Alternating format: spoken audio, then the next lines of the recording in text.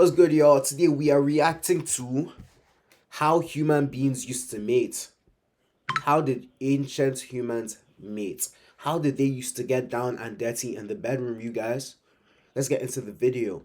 For most of human history, there were no bedrooms, no dating apps, no weddings with flower decorations and choreographed dances, no awkward first messages, no perfumes, no restaurants, no relationship advice videos, and yet, somehow, your ancestors still managed to meet each other, fall in love, have children, and perpetuate the human species for over 300,000 years. Which raises a strange question. How exactly did ancient humans mate? I don't mean the biological mechanics, that part is obvious. The real question is how people actually found partners, attracted each other, built relationships, and raised children in a world completely devoid of modern society. I wonder who was considered like a baddie back in like ancient times. Like, I wonder how like cavemen and cave women would look at each other and be like, oh, that's a baddie cave woman, or that's a handsome caveman. But it's crazy though. I'm here though. I'm here. Because if you dropped a modern person into a hunter-gatherer tribe 40,000 years ago, one of the first things you'd notice is how completely different the entire concept of romance was. Let's start with something important. For most of our history, ancient humans did not live in giant civilizations. Agriculture only appeared around 12,000 years ago. Before that, humans lived in small bands, usually between 20 and 50 people, constantly moving across landscapes in search of food, water, and shelter. Your entire social universe was tiny. You knew everyone personally. Every argument, every friendship, every breakup, and every attraction happened in front of the whole group. There was no disappearing after an awkward interaction, no ghosting. If you embarrassed yourself around someone, Real, no ghosting, bruh. No ghosting, no disappearing. Me too, I ghost people, I can't lie. But then it's crazy how, like, you know, if something bad happens, then you have to thug it out and be together and fix it, which is so beautiful. you still had to wake up next to them, sitting around the exact same fire the next morning. Anthropologists studying modern hunter-gatherer societies have found that these groups are extremely social. People spent nearly the entire day together, walking together, hunting together, sharing food together, which meant attraction worked very differently. Today, humans often meet through carefully managed situations, dating profiles, curated photos, short text conversations. But ancient humans saw each other constantly in everyday life. They watched how someone handled stress, how generous they were with. I'm telling you, should I be honest? Let me be real. I actually do not think that attraction should be based off an algorithm. I can't lie. When, like, bro, you could be talking to somebody and they're like, oh my god, this person is so attractive, blah, blah, blah, blah, blah. Including me, I say this too, 100%. You could be talking to someone and you're like, this person is bad as shit, blah, blah, blah. But then you don't know their mannerisms in person. There have been many times where I met a girl, and I saw how she behaved in real life, and I was like, ew. But on TikTok and everything, Instagram, she looks bad as shit. Like, she looks super attractive. But then I can't count the amount of times that like I met a babe from TikTok or Instagram and I'm like, oh my gosh, like she's so attractive online, but then in real life, like it's like what the hell is going on? I can't count the amount of times, bro.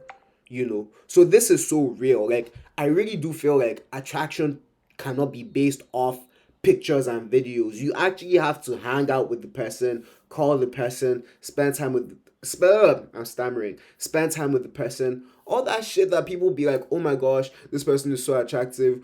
Like, and they've never seen them in real life and they only like go based off like the things that they've seen online. I'm like, bro, you are being delusional. Like, you need to actually spend time with this person and see this person before you determine how attractive they are.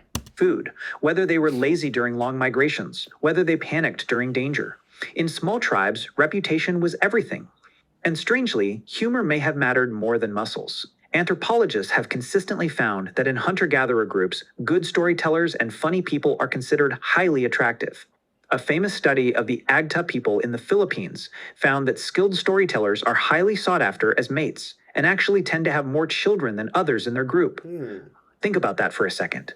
The ability to make people laugh around a fire may have helped shape human evolution itself, and this makes perfect sense. In a world without money, cars, or status symbols, personality became much more visible.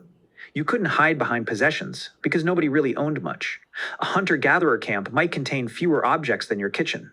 So, people judged each other based on behavior. Who shared meat after a hunt? Who stayed calm during danger? Who comforted crying children? Oh, Who made everyone else feel safe? These traits mattered because survival depended on cooperation. A single human alone in the prehistoric wilderness would likely die very quickly. Humans survived because the group survived, and that changed mating completely. Modern romance focuses heavily on two individuals. there's so much individualism in society right now. Everyone is just on their ones and on their own. Me personally, right now, like my friends are great. Like we hang out all like very often when we can, but then I just find that like in the Western society, they just push you to be alone. Ancient relationships, however, were communal. Your partner wasn't just joining you, they were joining your group. Anthropologists studying the Hadza people in Tanzania noticed something interesting. Couples rarely spent much time alone together compared to modern standards. Most daily life happened around other people. Privacy barely existed. Imagine trying to flirt while surrounded by 30 relatives holding spears and cooking roots over a fire. Now, here's where things get more interesting. For a long time, scientists assumed prehistoric humans were extremely violent and competitive over mates. Movies often portray cavemen Yeah, I used to think that too. I used to think that they used to like fight over women, like literally. smashing each other with clubs over women. But real evidence paints a much more complicated picture. In many hunter gatherer societies, women actually had far more freedom in choosing partners than we once assumed. Really? Among the Juhawansi people of southern Africa, women frequently rejected men they disliked. Divorce was common and socially accepted. If relationships became unhappy, people simply separated without much drama. This reveals something important about ancient human mating. Humans evolved as pair bonding creatures, but not necessarily lifelong pair bonding creatures. Ancient relationships I actually agree. It's crazy, you guys. Like, the idea of a forever partner doesn't really, like, I don't think it makes sense. I actually think that there are seasons in life where, like, you meet someone and you guys are together and you guys have a great time. And truth be told, if that season ends, then it's fine. But then the idea that you're going to stay with someone forever and ever and ever and ever, I I think that I've kind of killed that idea in my mind. I used to want to get married and settle down and be like, oh my gosh, I have my forever part. But like, the older I get, the more I'm like, I don't really think that it's as practical as people make it seem. were flexible. Some lasted decades, others didn't. This makes sense from an evolutionary perspective. Raising human children is incredibly difficult. Human babies are unusually helpless compared to other animals. A newborn horse can stand within hours. A human baby can't even hold its own head up properly.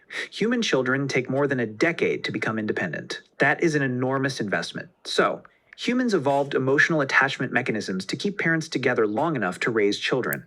Love isn't just poetry and songs. It's biology trying to prevent two exhausted humans from abandoning each other while carrying a screaming toddler across prehistoric grasslands. And children changed everything. One of the biggest differences between humans and other primates is something called cooperative breeding. Human mothers did not raise children alone.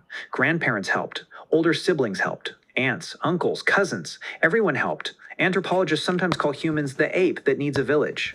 This may also explain why human females experience menopause, something incredibly rare in the animal kingdom. Evolutionary biologists call this the grandmother hypothesis. Grandmothers became so vital in helping raise grandchildren that living longer after their reproductive years actually benefited the survival of the species.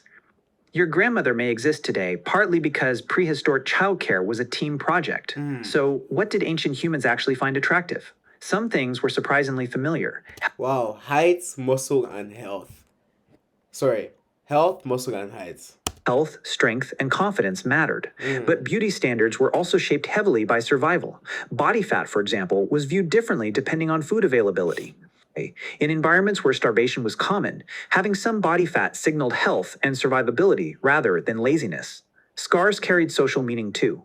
Yeah, here it definitely means that you're fucking lazy, bro. Like, here it means that you're not disciplined because there's so much of an excess of food.